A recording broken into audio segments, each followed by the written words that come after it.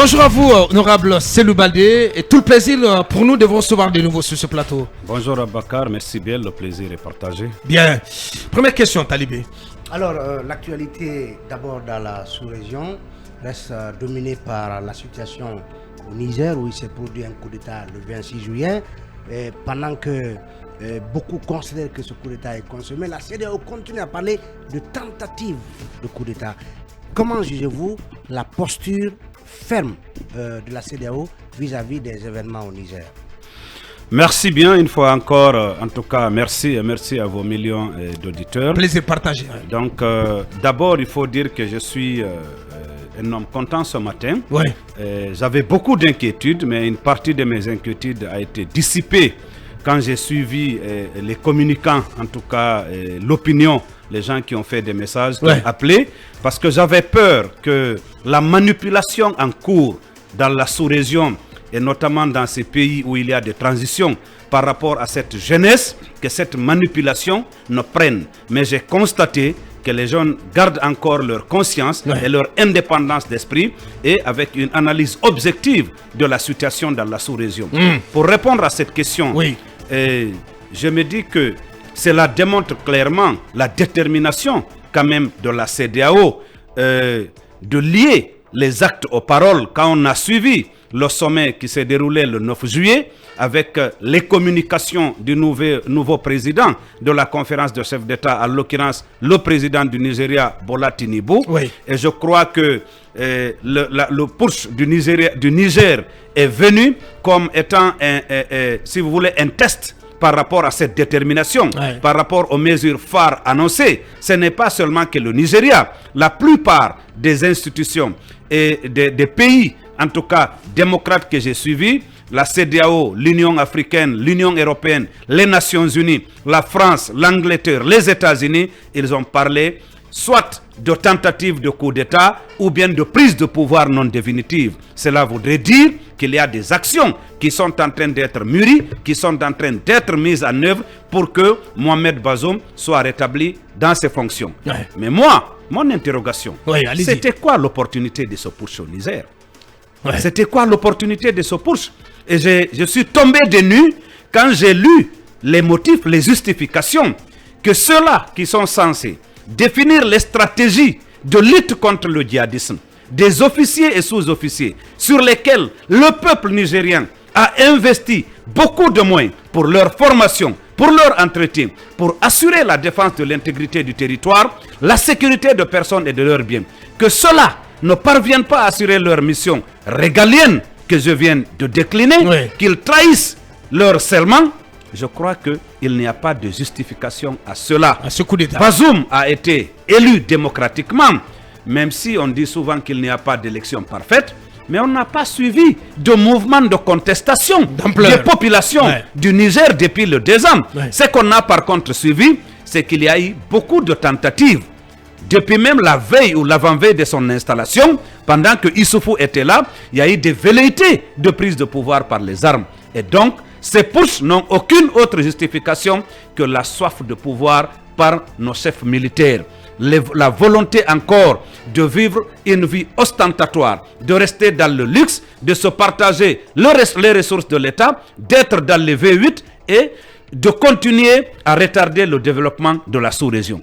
Ce n'est rien d'autre que ça. Bien, et conformément à son discours à forte tonalité qu'il a prononcé depuis Bissau le jour de son intronisation, le nouveau président en exercice de la CEDEAO, Bola Tinubu, veut donc se montrer très très ferme sur le cas du Niger, et c'est pour cela qu'il a réuni un sommet extraordinaire à Abuja le dimanche dernier qui a été assorti de fortes résolutions, des sanctions assez sévères à l'endroit du Niger, mais aussi l'option d'une intervention militaire qui est sur la table désormais. Qu'est-ce que vous en pensez? Pensez-vous que une telle option est réaliste et réalisable pour reprendre le cabinet? Oui, justement. Bon, écoutez, d'abord il faut rappeler, dès après le sommet du 9, il y a eu la Troïka qui s'est retrouvée. Présidentielle plus 1. Exactement. Et Patrice Talon devrait faire des missions dans les 3 pays où il y avait déjà des transitions. Cela veut dire qu'avant même le Niger, Bola Tinubu était dans la logique de lier les actes aux paroles.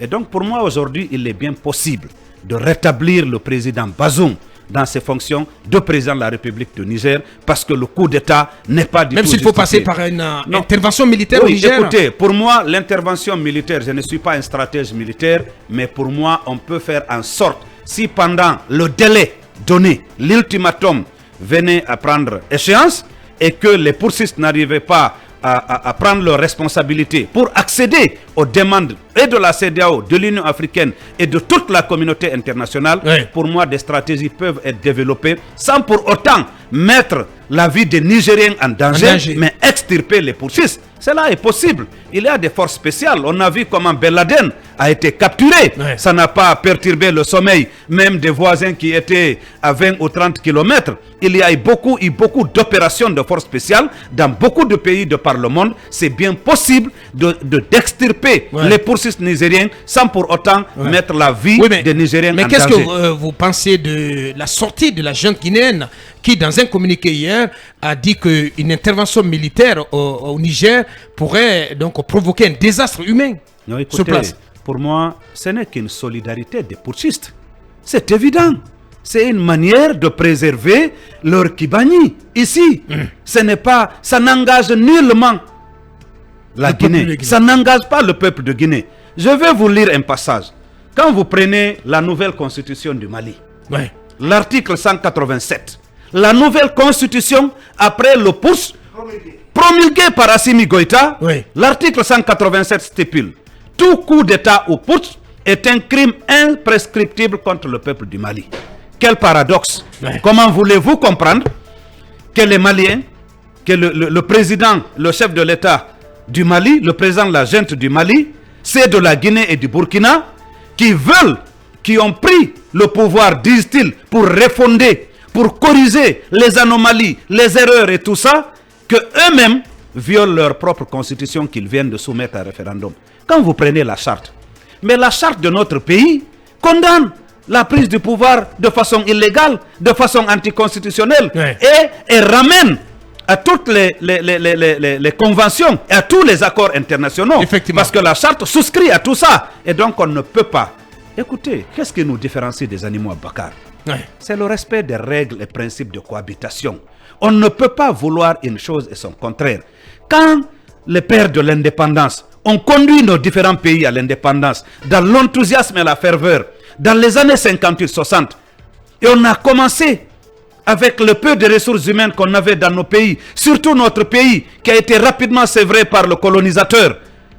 Mais rapidement dans beaucoup de pays africains, les coups d'État ont pris place. Les coups d'État, quand vous prenez des pays en Afrique ici, depuis les années 60 jusqu'à maintenant, quand vous prenez l'OTAN, c'est presque des coups d'État militaires, c'est presque des militaires qui ont géré le pays. Comment on peut, si on veut être respecté, on veut être acteur sur la scène internationale, comme nos dirigeants étaient en train de le faire croire là-bas en Russie, il faudrait que nous-mêmes qu'on se respecte.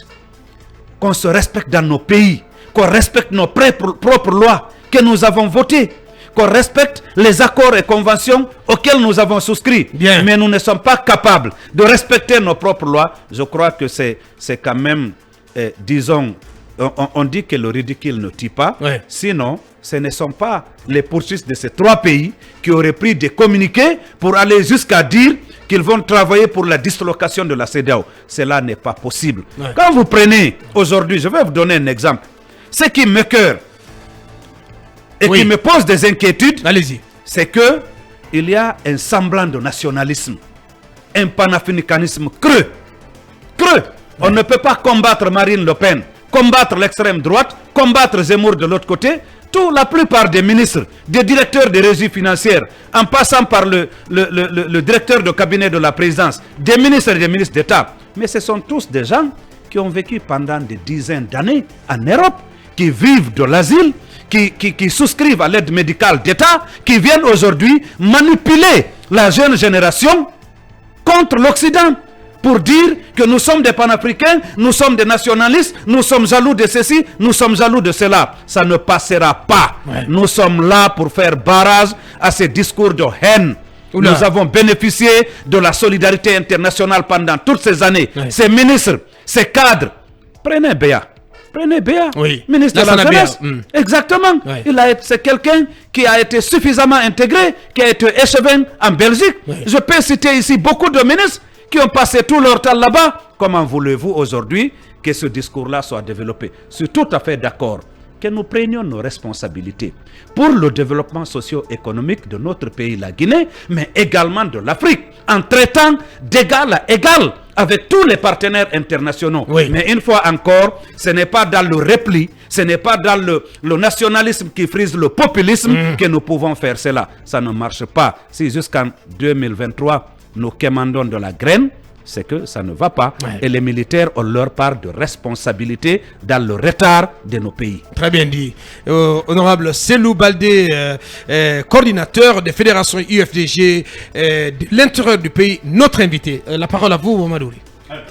Alors, quand il parlait tout à l'heure du nombre de coups d'État depuis les années 60, d'ailleurs, je voulais rappeler cette statistique qui nous a été transférée par une personne ressource, un haut cadre d'ailleurs du pays. Des statistiques qui disent que depuis les années 1950, il y a eu pratiquement 486 coups d'État dans le monde. Et parmi les 486 coups d'État, 214 ont eu lieu en Afrique et 106 ont effectivement réussi. Donc jusque-là, y compris sans doute le CNRD, Ceux les plus récents. le triangle sacré dans l'espace CEDEAO. Maintenant, la question c'est honorable, il y a certains qui pensent aujourd'hui que vous faites dans l'indignation démocratiquement sélective en dénonçant ce coup d'État qui arrive au Niger, parce que quand le même coup d'État est arrivé, vous avez adoubé le coup d'État de Mamadi Doumbouya et de sa GFS. Donc comment vous vous défendez face à cette, si vous voulez, à ce raisonnement? Non, il n'y a même pas à dire comment vous vous défendez, il faut dire comment peut-être vous le raisonnez. Ouais. Mais c'est très simple. Moi, je suis quelqu'un de profondément démocratique. Je suis contre les coups d'État. C'est quand même paradoxal. Attendez, je suis contre les coups d'État en Guinée, et au mois de mars l'avènement du 2020. CNRD, vous avez applaudi quand même, honorable. Abakar, Oui, allez-y. je dis bien contre les coups d'État. Les coups d'État, toute prise de pouvoir par des voies et moyens anticonstitutionnels constituent des coups d'État. Vous avez les instruments nationaux, les instruments supranationaux. Vous avez la charte africaine de la démocratie des élections. Vous avez le protocole additionnel de la CEDEAO qui interdit toute réforme constitutionnelle visant à faire sauter le verrou des intangibilités constitutionnelles, notamment la limitation de la durée du nombre de mandats. Ouais. Mais c'est ce qui s'est passé en Guinée. En Guinée, il y a un coup d'État constitutionnel ensanglanté.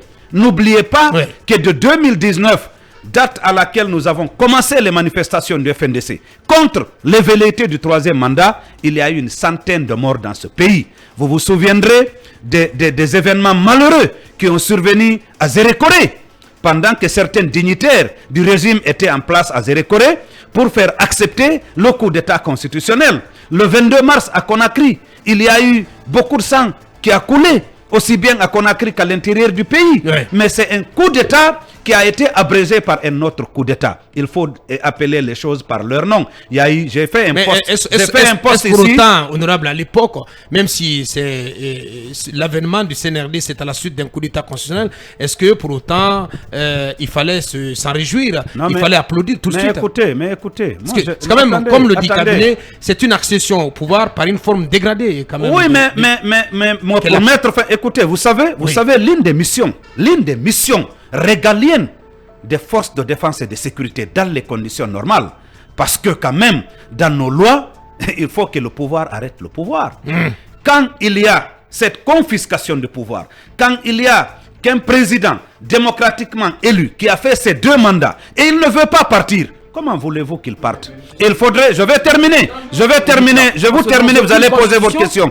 Vous allez terminer, je vais terminer, vous allez poser votre question.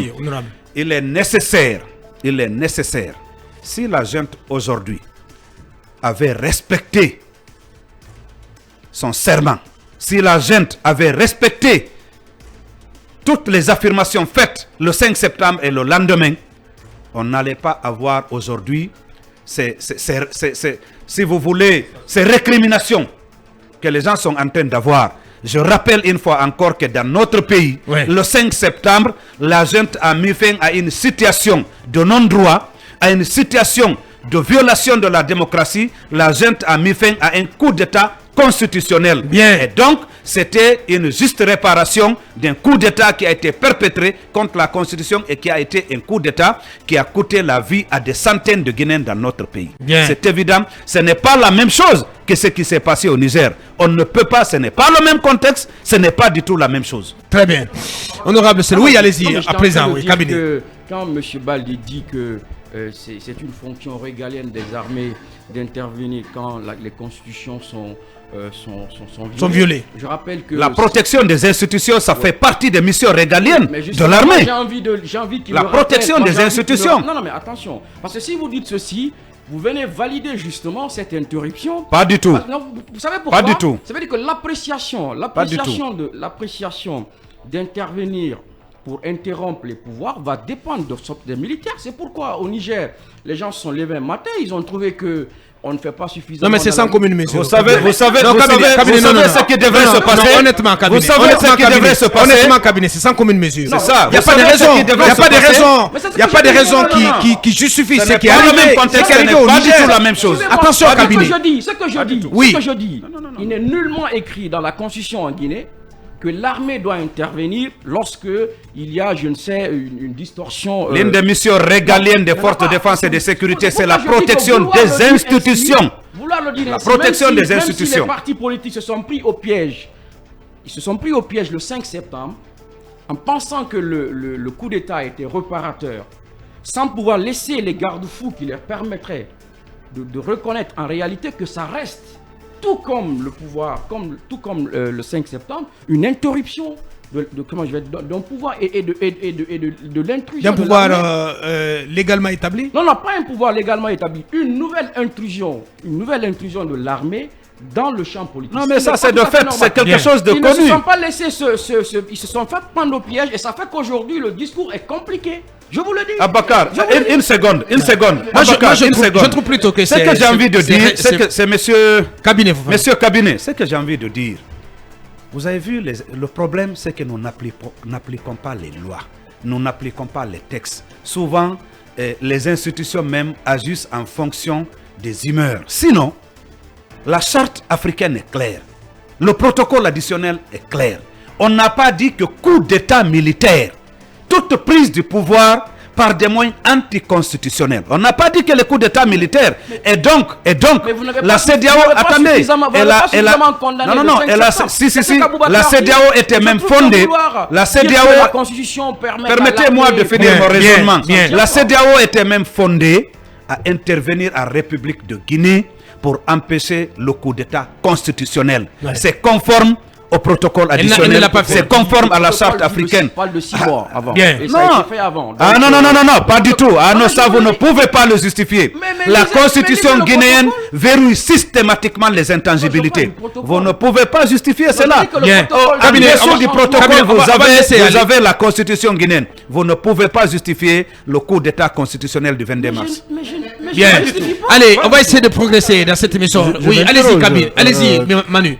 Cabinet a soutenu quand même une intervention militaire pour déloger ceux qui ont pris le pouvoir par les armes au Niger. Mais qu'est-ce qu'on fait alors, comme le dit l'honorable Baldé, de ces présidents élus aussi qui ne quittent pas finalement au terme des 2 mandats? Qu'est-ce qu'on en fait? Bien. Votre question. Mais je viens de donner la réponse. Je crois que c'est important. Vous savez, souvent on a un problème dans ce pays. Il faut qu'on interprète la loi intégralement et qu'on applique la loi. Le protocole additionnel, au-delà de nos constitutions, de la CEDEAO, dit clairement que les mêmes mesures prises pour les coups d'État militaires doivent être prises contre les coups d'État constitutionnels. Ça s'est logé dans la même enseigne. La charte africaine de la démocratie et des élections dit la même chose. Donc, au niveau de la CEDEAO, parce qu'aujourd'hui, il faut dire qu'au niveau de la CEDEAO, nous sommes aussi dans un élan de refondation. Parce que la CEDEAO, quand même, elle s'était endormie. Oui. Ce qui s'est passé en Guinée, elle en est responsable. Parce que vous savez, en partie, oui, elle en est responsable. Oui. Donc je crois qu'aujourd'hui, ce protocole additionnel, cette charte africaine, ce sont des textes, des instruments juridiques qui doivent être revisités pour, en tout cas, les adapter au mieux aux différents scénarios qui sont en train de se passer. Dire clairement qu'en cas de refus de quitter le pouvoir après les mandats consacrés par la constitution du pays, il y a telle option qui est sur la table. Qu'est-ce que l'institution sous-régionale doit faire? En cas de coup d'état militaire, qu'est-ce que l'institution sous-régionale doit faire? Je crois qu'il faut revisiter les instruments juridiques en relation avec les contextes actuels pour mieux sauver la démocratie et l'état de droit dans la nation. Une autre question, toujours en lien avec les responsabilités que la CEDEAO doit assumer par rapport aux trois transitions, aux trois pays en transition. Récemment, il y a le président de la Commission de l'Union africaine, Moussa Mahamat Faki, qui s'insurgeait contre l'éventualité de la candidature des chefs militaires qui dirigent les transitions. Qu'est-ce que la CEDEAO peut faire pour empêcher que en Guinée, le colonel Mamadi Doumbouya soit candidat, au Mali, Assimi Goïta, d'ailleurs ça va arriver très vite au mois de février, et également au Burkina avec Ibrahim Traoré. Qu'est-ce que la CEDEAO peut faire pour éviter que ces trois chefs militaires qui ont pris le pouvoir n'ouvrent une boîte à Pandore en permettant à d'autres qui pourraient être tentés de faire le coup d'État de pouvoir se cramponner au pouvoir? Oui, justement, je crois qu'il faut quand même renforcer, comme je le disais, les instruments juridiques. C'est quelque chose d'important. Je sais quand même qu'au niveau de la charte africaine des élections et de la démocratie, parce qu'on l'avait invoqué au début de la transition, il est quand même clairement établi que ceux-là qui ont contribué à occasionner la rupture de l'ordre constitutionnel ne devraient pas participer non seulement aux organes, mais aussi aux différentes élections pour le retour à l'ordre constitutionnel. Maintenant, par rapport à ceux-là même qui sont auteurs des coups d'État, qui ont occasionné, ou si vous voulez, qui ont fait les coups d'État, il n'y a pas de disposition particulière. Mais je pense que les gens qui sont venus ont clairement affirmé dès le départ n'avoir pas l'intention de candidater. Dans notre charte ici, c'est vrai que la Constitution peut être votée demain et que cela ne figure pas dedans, parce que j'ai suivi comme au Mali. Dans un premier temps ici M. Eric Thiam qui a dit que demain, si la Constitution est votée, ça va être une question de parole donnée si cela ne figure pas dedans. Je crois que c'est d'abord une responsabilité du peuple à l'intérieur de nos pays, et également au niveau de la CEDEAO, les instruments juridiques doivent être renforcés. On ne peut pas prendre le pouvoir à travers un coup d'État militaire, se déshabiller demain pour aménager la Constitution, en tout cas par rapport à sa posture, et vouloir candidater. C'est pas normal, ce n'est pas quelque chose d'acceptable. Vous avez quel moyen pour contrer une telle éventualité, vous de la classe politique? Non, je crois que nous l'avons fait en 2010, quand le capitaine Dadis a dit si je veux, je crois quand même... Je peux ôter la tenue. Exactement, tout est parti de là. Et toute la décadence et la déliquescence de ce qu'on assiste aujourd'hui au procès du 28 septembre est partie de là. Je ne souhaiterais pas que le CNRD se tire une balle dans le pied. Ils n'ont qu'à organiser la transition dans le respect de l'agenda dynamique de 24 mois, même si aujourd'hui j'ai des indices clairs qui me disent qu'ils sont dans une velléité de ne pas respecter l'agenda dynamique de 24 mois. Ils sont en train de travailler pour préparer l'opinion, mais aussi les partenaires à un éventuel glissement. Vous l'aviez dit en début d'émission ici, la rançon de 600 millions, ce n'est pas justifiable. Ce n'est pas du tout justifiable. On ne peut pas demander aujourd'hui à la CEDEAO de mobiliser 600 millions. Et je l'ai dit clairement, parce que nous avons produit assez de documents.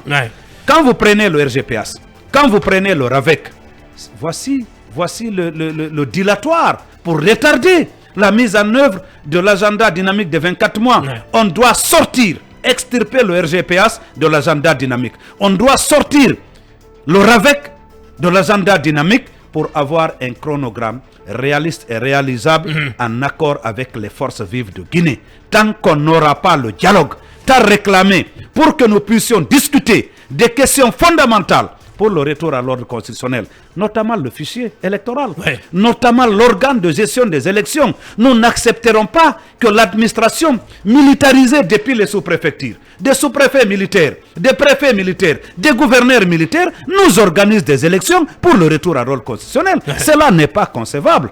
Ouais. Donc, non, avant de passer la parole à Licor, je repose la question sur les moyens dont vous pouvez disposer ou dont vous disposez, vous de la classe politique, pour contrer tout cela. non, écoutez, Étant donné que sur le terrain, cela s'est démontré récemment, vous avez du mal aujourd'hui à organiser des manifestations. Vous le pensez? Non, mais je fais le constat. Vous le pensez? Je fais le constat de, non, vous le pensez. de ce qui peut voir sur le terrain. On est encore dans la trêve. Oui, bien sûr. La trêve, on est dans la trêve. Qu'est-ce qui va arriver? Faut avoir peur Qu'est-ce de qui va chat qui arriver? Est-ce somnole. que vous avez d'autres cordes à votre arc? Est-ce que vous avez d'autres cordes à votre arc en dehors des manifestations qui sont systématiquement empêchées, étouffées dans l'œuf? Non, écoutez, On a envie de savoir, les manifestations, nous l'avons souvent dit, ce n'est pas notre souhait.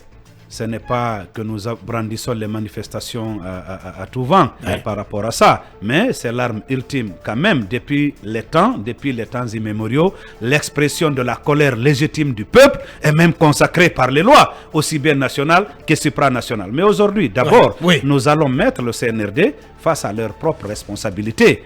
Un président de la transition ne peut pas prendre le pouvoir, dire et répéter, le réaffirmer à tout bout de champ, que ni lui, ni les membres du CNRD, ni les membres du gouvernement, ni les membres du CNT ne seront candidats aux élections pour le retour à l'ordre constitutionnel, et demain décider d'en faire autrement, nous prendrons nos responsabilités face à nos militants et au peuple de Guinée. Deuxièmement, au niveau également de la sous-région, je crois qu'il est temps aujourd'hui que la CEDEAO, en tout cas, réaménage les instruments juridiques pour contraindre ceux-là qui prennent le pouvoir par des coups d'État au nom d'une refondation, au nom, je ne sais pas, d'une amélioration des conditions politiques, démocratiques et tout ça, de ne pas être candidat à ces élections-là. Et donc, à l'intérieur, nous allons utiliser tous les moyens de pression pour contraindre le CNRD, les membres du CNRD, du CNT, de tous les organes de transition, de ne pas candidater aux prochaines élections comme ils l'ont promis au peuple de Guinée. Pendant ce temps, Ousmane Gawal, il veut la tête de l'UFDG. Il est membre du gouvernement. Vous voulez toujours qu'on parle d'Ousmane Gawal ici? Attendez, quand même, oui, mais c'est quand même une réalité. Puisque vous dites que vous allez utiliser tous les moyens de pression pour ne pas que le colonel Mamadi Doumbouya, les membres du CNRD, ceux qui sont membres du gouvernement, y compris Ousmane Gawal Diallo, les membres du CNT, ne soient pas candidats comme cela a été leur engagement. J'ai dit qu'au même moment, vous avez quand même un ministre de la République, en l'occurrence Ousmane Gawal Diallo, qui se réclame toujours membre à part entière de l'UFDG, qui veut candidater pour prendre la tête de l'UFDG, éventuellement pour être candidat. Il y a beaucoup qui, après avoir été peut-être exclus au niveau de l'UFDG, qui se sont réclamés pendant longtemps membres de l'UFDG, mais ils ont fini par tirer les conséquences.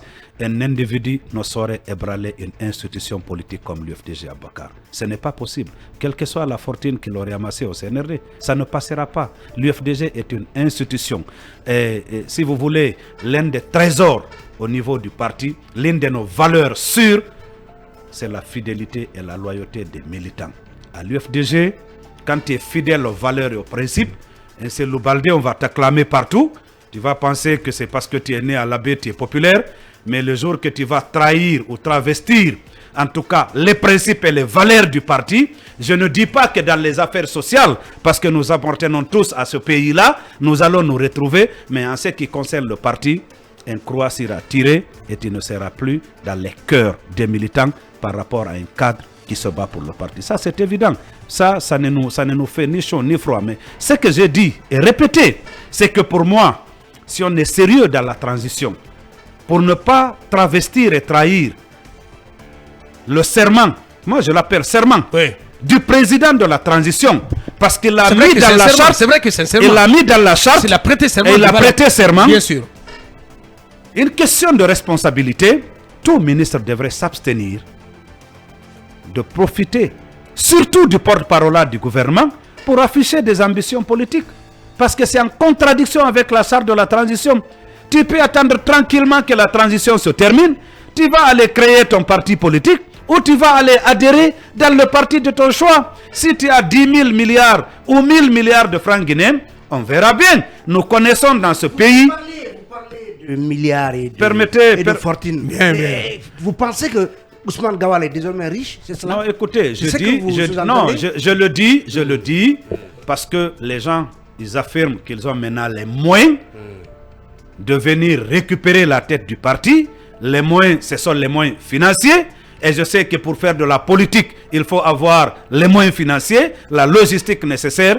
Je dis bien, il faut attendre que la transition s'achève pour aller prendre un parti politique ou pour vouloir reconquérir tel ou tel parti. En ce qui concerne l'UFDG, ça ne nous ébranle pas du tout. Pour nous, c'est une histoire qui est passée. Et donc, je le réaffirme, un individu ne saurait ébranler une institution politique comme l'UFDG. Sur le plan social, nous sommes, disons, tous des Guinéens. Nous nous rencontrons dans des affaires sociales. Nous traitons ensemble dans les affaires sociales. S'il y a d'autres activités en dehors de la politique qui peuvent nous réunir, nous allons nous retrouver. Mais sur le plan politique, nos chemins ont divergé depuis la prise de la décision par le Conseil politique et le Bureau exécutif national. Bien, Lincoln. Oui, honorable, il y a plus d'un mois ou deux, vous avez prononcé le bientôt pour le retour de Cellou Dalein Diallo en Guinée. Est-ce qu'on est encore dans le bientôt? Et si quelqu'un demain sera présenté par le PUP, qu'est-ce que vous allez faire? Ne me demandez pas qui est ce quelqu'un. Vous savez de quoi je parle, honorable. Bien. Écoutez, le Cellou Dalein, vous savez, j'étais à Dakar, nous avons échangé. Nous sommes en train de travailler sur le timing de son retour. Comme je l'ai rappelé récemment à l'Assemblée et dans un média de la place, vous savez qu'à l'international, Cellou joue un rôle extrêmement important. Donc, nous sommes en train d'évaluer le timing. Ici, nous avons besoin d'avoir une lisibilité par rapport au respect des 24 mois. Parce que je l'ai dit récemment, j'ai dit dans quelques semaines, le CNRD et la transition seront à la croisée de chemin. Parce il n'y a que 17 mois qui restent. Exactement. Si il y a quelques mois, à chaque fois que la CEDEAO ou qu'un diplomate français ou américain prend la parole, on se précipite à mobiliser ce qu'ils appellent le fameux comité de suivi que nous ne reconnaissons pas pour dire que nous sommes prêts. Nous avons même travaillé des activités qui devraient être menées en septembre, ont été menées en juillet, ce qui n'est pas du tout vrai. Dans quelques semaines, ils n'auront plus rien à présenter. C'est évident. Il n'y aura plus rien à présenter. Non, parce qu'il n'y a rien qui se fait. Il n'y a absolument rien qui se fait. Et donc, ils seront à la croisée de chemin. Le peuple de Guinée va découvrir la grande Dupéry. Les diplomates, j'ai échangé récemment avec un haut diplomate qui m'a dit, écoutez, il n'y a absolument rien qui se fait. Je crois que dans un mois, les Guinéens vont découvrir que c'est une grosse mascarade qui est en train de se passer. Oula. Et donc, pour le retour de Cellou Dalein Diallo, nous sommes en train d'évaluer le timing approprié. Le bon timing. Exactement, pour qu'il rentre, pour prendre part au processus de retour à l'ordre constitutionnel. Mais d'ici là, il est en train d'abattre un travail énorme sur le plan de la diplomatie au niveau sous-régional, international et africain. En parlant du retour de Cellou, est-ce que ça veut dire que là, en ce moment, il viendra pour souffrir l'ultime martyr, le dernier martyr, pour se retrouver à Sékou Touré? Sans hésiter du tout. Le dernier martyr, je veux dire, quoi qu'il en coûte, c'est ça? Non, mais c'est évident, mais c'est avec tous les risques qu'il y a. Comme toujours, vous savez que Cellou, c'est quelqu'un qui a quand même bravé beaucoup de risques dans ce pays-là. Il a échappé ici à des tentatives d'assassinat. Il a été tiré presque à bout portant dans sa voiture. Donc il revient dans la posture de conquérir le pouvoir d'État, de briguer la magistrature suprême de notre pays, avec tous les risques que cela comporterait. Oui, Talibé Bari. Justement, les situations peut-être ne sont pas assimilables. Vous parlez du retour de Cellou qui a l'épée de Damoclès de la Krief au-dessus de sa tête. De l'autre côté, il y a Ousmane Sonko, l'opposant le plus acharné au président Macky Sall, qui a été placé en détention et dont le parti PASTEF a été dissous, sur décision du ministère de l'Intérieur hier. Alors, est-ce que vous faites des soucis que ce qui se passe au Sénégal n'inspire pas le CNRD? Non, écoutez, je crois que si c'est une question d'inspiration, il y a beaucoup de mauvaises pratiques, de pratiques antidémocratiques, de violations de droits dans beaucoup de pays. Ici, je crois que comme vous l'avez affirmé d'emblée, c'est qu'il n'y a pas de similitude par rapport entre le cas d'Ousmane Sonko et de Cellou Dalein Diallo. Ce ne sont pas les mêmes cas. Je regrette profondément ce qui se passe au Sénégal. Je ne connais pas la législation du Sénégal pour pouvoir apprécier en profondeur ce qui est en train de se passer. Mais tout ce que je peux dire, ce qui se passe là-bas, aussi bien, si vous voulez, les atteintes à la démocratie ou les violences, c'est des choses qui sont regrettables. Vous savez qu'il y a une forte communauté guinéenne au Sénégal. Oui. Il y en a même qui ont été ramenés ici.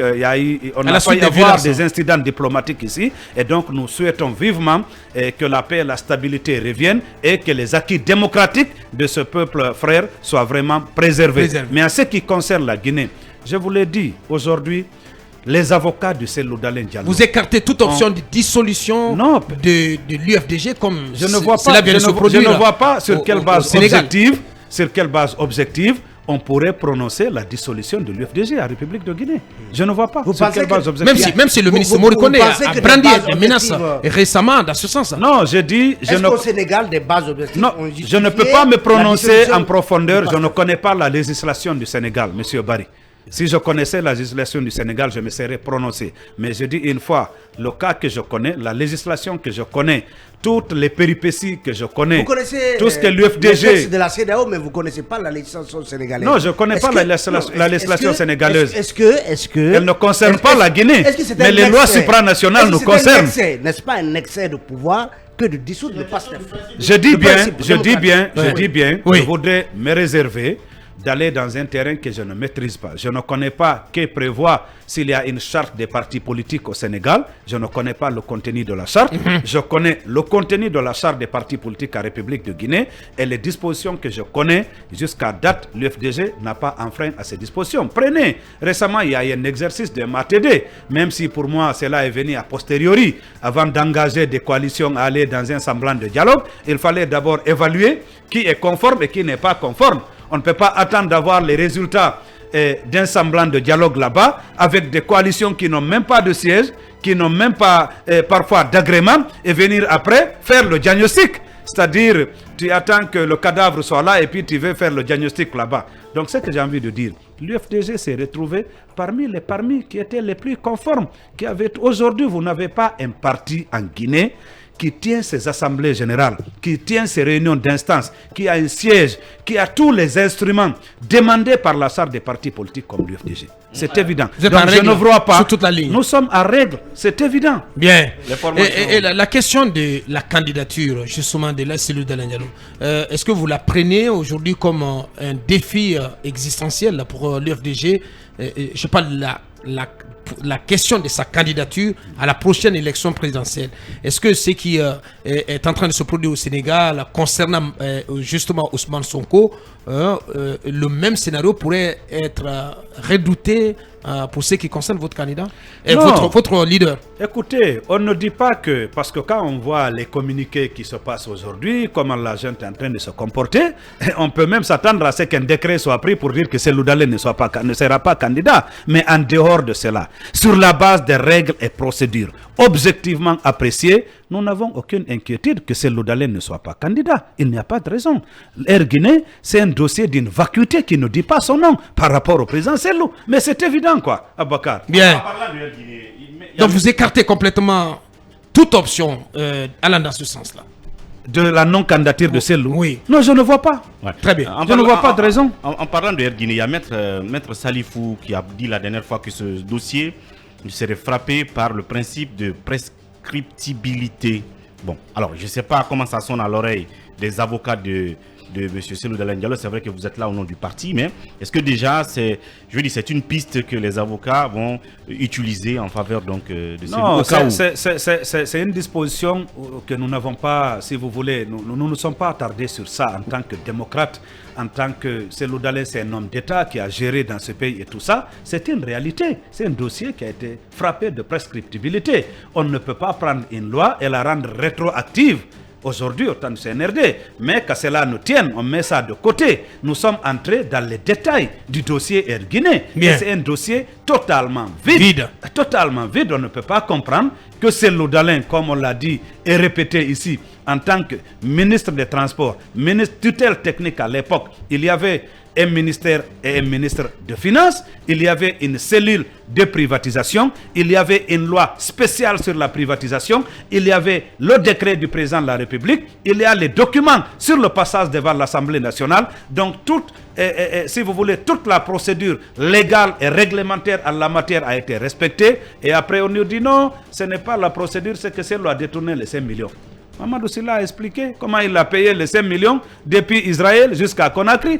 Comment Cellou a pu, par quelle magie, capter 5 millions entre Mamadou Sylla et celle-là qui devrait être payée. Qu'est-ce que le ministère des Finances ou la cellule de privatisation faisait en ce moment? Pour nous, ça n'a pas de sens, quoi. Bien. Et c'est quoi, pour terminer, c'est la dernière question, c'est quoi l'agenda dans le court terme des FVG, les Forces Vives de Guinée? Oui, là on est en pleine concertation. Vous avez vu récemment que nous avons quand même signé la charte de l'ANAD et réorganisé notre alliance au nom de laquelle nous militons au sein des Forces Vives.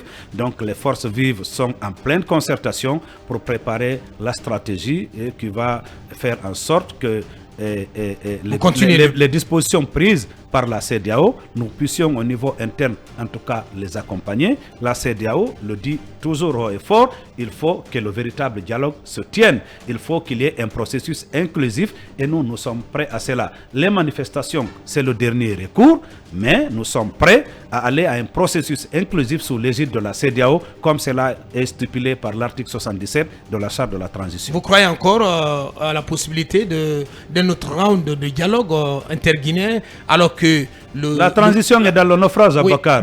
C'est une nécessité absolue. Je le dis parce que le dialogue qui a eu lieu en fin d'année, en fin de l'année dernière, ces résolutions, ces conclusions sont en train d'être mises en œuvre. C'est ce qui fait qu'on ne bouge pas aujourd'hui. Il n'y a aucune lisibilité sur ce qui se fait. On ne peut pas mobiliser des comités de soutien. Des comités, oui, je le dis, on ne peut pas mobiliser des comités de soutien. Un parti politique qui accepte tous ces partis qui ont pris part au dialogue du comité de soutien. Pas tous les partis. Pas tous les partis, mais il y a beaucoup de comités de soutien. On ne peut pas comprendre qu'un parti politique légalement constitué qui se bat pour le peuple accepte un deal avec un gouvernement de transition pour dire que nous mettons entre guillemets les droits et libertés, notamment le droit de manifester jusqu'après la transition. On ne peut pas comprendre ça. Et moi, à l'adresse des facilitatrices du dialogue. Pas de commentaire par rapport à ça. Aucun mot. Allez, c'était notre invité du jour, honorable Cellou Baldé, coordinateur des fédérations UFDG de l'intérieur du pays. Merci à vous tous de nous avoir suivis aux 4 coins du monde. Grand merci à vous, honorable. Merci pour votre disponibilité. Ça n'est terminé pour aujourd'hui. Merci à Ibrahim Babin Diallo et à Ibrahim Assila qui nous ont aidés à réaliser cette émission. Merci à vous tous qui nous avez suivis du côté du Sénégal. Rendez-vous demain. 2 dossiers d'enquête sur la table de Mirador. Un dossier consacré à l'aéroport international de Conakry et un autre sur les dessous du retrait, plutôt de la suspension de la participation de la Guinée aux instances de l'OMVS. Prenez soin de vous, restez sur Film FM, le programme continue. Derrière nous, Guy Tindere avec Mohamed Ba et toute sa team. Au revoir et à demain.